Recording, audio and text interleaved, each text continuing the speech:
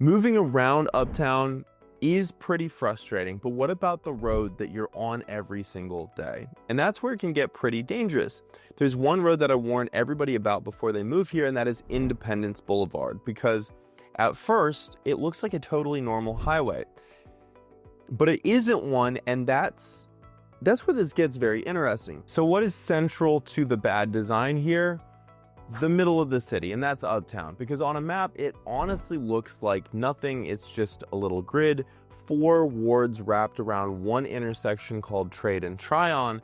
And I mean, how hard could that be to get around, right?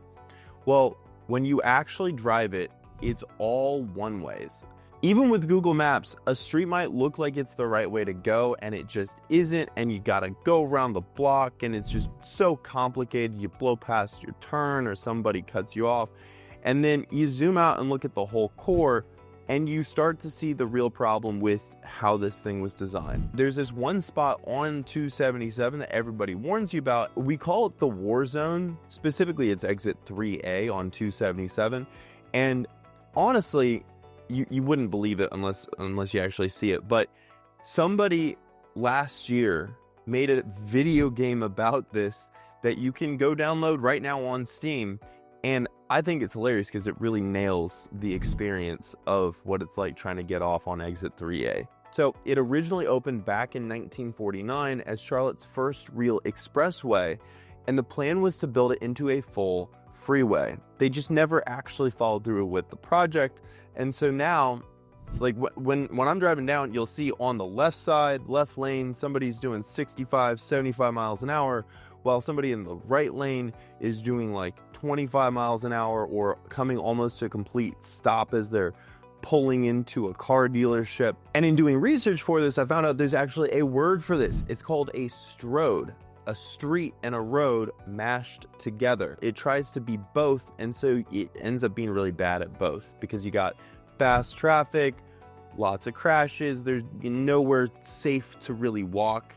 And while Independence is bad, it also isn't alone. In fact, just 13% of all of Charlotte's streets are responsible for over 80% of the worst wrecks. We saw traffic fatalities jump about 9% last year, and the people who got hit the hardest were pedestrians and bikers. And while you might think that you can just avoid all of it and stay safe by not driving at all, honestly you can't, because the city was built so that driving is the easiest way to get around. Andrew's dad said it the best: you need a car down here like you need blood in your veins. And the numbers kind of back him up, because Charlotte's walk score overall is only 26, which is near the very bottom of any big city in the country. And about 3 in 4 people here drive to work alone, and really only Uptown and South End let you skip a car at all. But the thing is, this wasn't by accident. It was basically by law, because for many, many years, the only type of housing you could build was single family. The entire city was zoned by default for single homes only, and so the city just kept sprawling further and further and further out. So after all that, you'd think that I would tell you to run, but I actually won't, for a couple of really specific reasons. Because while these are all the negatives, and I try to be very, very transparent about the things that I dislike about Charlotte, there are a few things that Charlotte has gotten really right.